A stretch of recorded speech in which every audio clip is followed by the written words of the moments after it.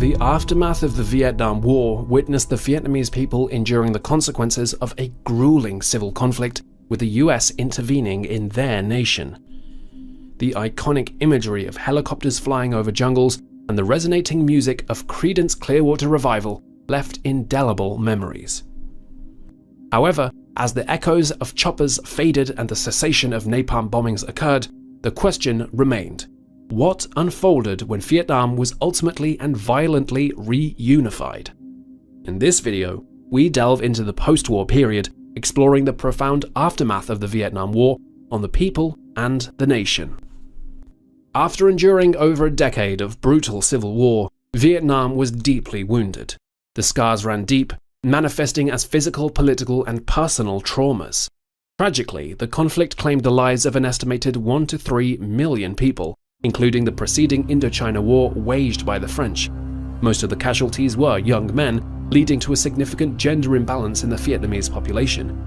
Census data reveals a marriage squeeze, indicating an imbalance between single men and women that persisted until at least 1989. War-related deaths and migration may have influenced this demographic shift. However, regardless of its gender makeup, the Vietnamese population fell victim to the atrocities committed by both sides of the war. The war crimes committed in Vietnam are a dark chapter that warrants a separate examination. Countless civilians suffered horrendous acts, including violence, theft, and destroying their homes. Much devastation and brutality were inflicted not by deranged soldiers, but by chemical warfare. Desperate to deprive the North Vietnamese of the jungle's cover, the US employed various defoliants, such as Agent Orange, which ravaged extensive areas of Vietnam's native vegetation. While the exact extent of defoliation remains a subject of intense debate, it is estimated that roughly 10% of Vietnam's land was affected by defoliants and other chemical agents. The consequences of this chemical warfare were undeniable, wreaking havoc on Vietnam's ecosystem and its people. Both humans and animals suffered from birth defects, and the food chain became contaminated, leading to ongoing health issues linked to defoliant exposure. Tragically, civilian mistreatment did not end with the conclusion of the Vietnam War. After the Northerners emerged victorious, many South Vietnamese citizens were forcibly sent to re-education camps. There, they endured grueling labor, starvation, and disease. Shockingly, between 750,000 and 1 million Southern Vietnamese were forcibly relocated, their homes confiscated, and their land redistributed among loyal communists. Yet, amidst the horrors, some Vietnamese escaped the tumultuous aftermath. Around 8,040 women immigrated to the US as war brides between 1964 and 1975. Additionally, approximately 26,000 children born to American servicemen and Vietnamese women were allowed to immigrate to their father's homeland. However, this number was only a fraction of those born during the war, as many children were sadly abandoned when the time came to return home. Renowned Colombian author and Nobel Prize winner Gabriel Garcia Marquez performed his grim arithmetic, estimating 360,000 mutilated individuals, 1 million widows, 500,000 prostitutes, 500,000 drug addicts, over 1 million tuberculosis cases, and more than 1 million soldiers of the old regime who struggled to reintegrate into the new society. The communist takeover of Vietnam did not create a harmonious bloc of South Asian communist states. 3 years after the reunification of Vietnam, the country invaded Cambodia, ousting the brutal Khmer Rouge regime led by Pol Pot. The Khmer Rouge inflicted unimaginable suffering on its own people, with an estimated quarter of the population perishing due to torture and starvation. The relationship between Vietnam and Cambodia had long been marked by rivalry in the region. While Vietnamese and Cambodian troops had previously cooperated during the American intervention, the Khmer Rouge had harbored fears that a united communist Vietnam would seek to control the entire Indo-Chinese region. Cambodia initiated cross-border raids as the Vietnam War ended, prompting Hanoi to respond with an invasion. Ironically, Vietnamese troops found themselves embroiled in their quagmire in Cambodia. The Vietnamese military, experienced in overthrowing and occupying power, now had to invade and occupy Cambodia, establish a government, and engineer a withdrawal. Despite liberating the country from the Khmer Rouge's atrocities, the Vietnamese faced frustration from Cambodians, further exacerbating their mental wounds. Moreover, the People's Republic of China, a significant regional player, reacted strongly to the Vietnamese invasion. Having supported the Khmer Rouge as avid Maoists, China dispatched troops to Vietnam in response.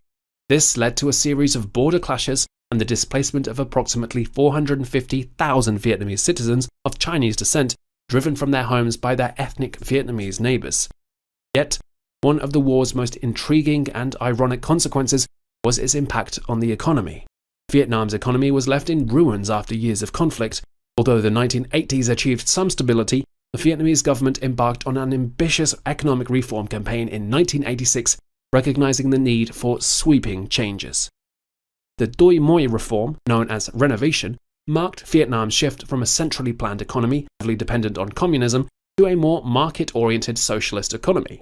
This initiative aimed to dismantle communist pillars such as price controls and state monopolies, resulting in the reduction of government jobs by 15% and the decentralization of industries and markets. The outcomes have been remarkable.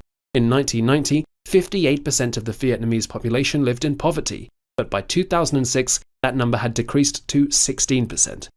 Urbanization had taken root, transforming Vietnam from a nation reliant on international aid into a thriving market that attracts global investments. Foreign interventions during the Vietnam War played a significant role in shaping the conflict.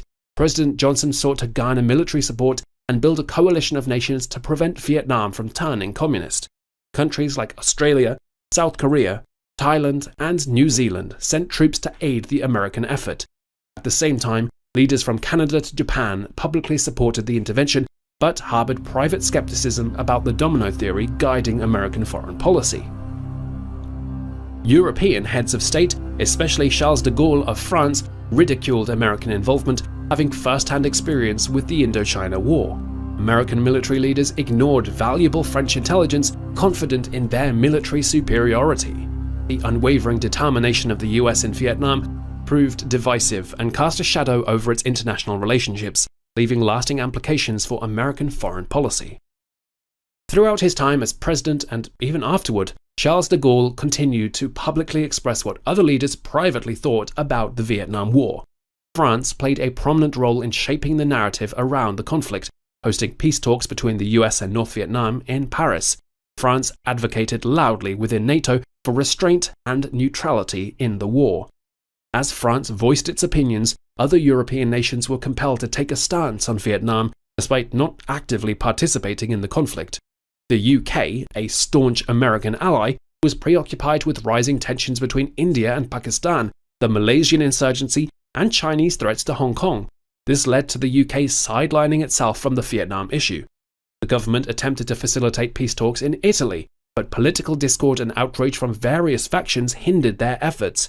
The Netherlands Foreign Secretary, Joseph Luns, a firebrand anti-communist and pro-American, advocated for military action in Vietnam during his time as Foreign Secretary and later as NATO Secretary General. Among all the neutral nations, Sweden emerged as one of the most antagonistic towards the US during the war.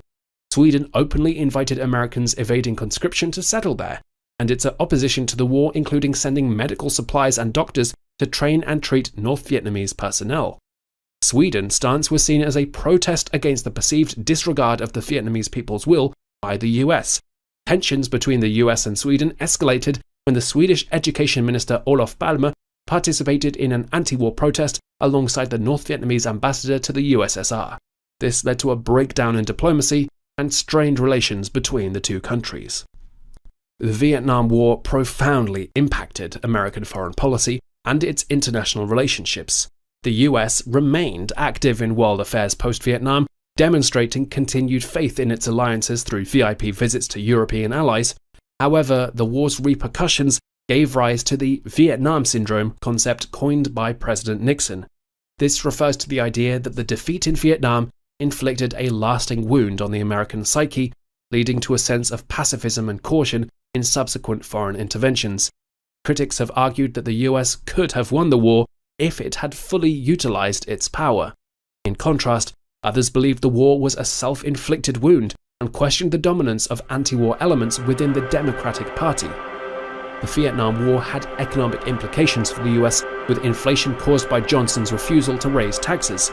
The war cost around $977 billion, burdening the nation with debt.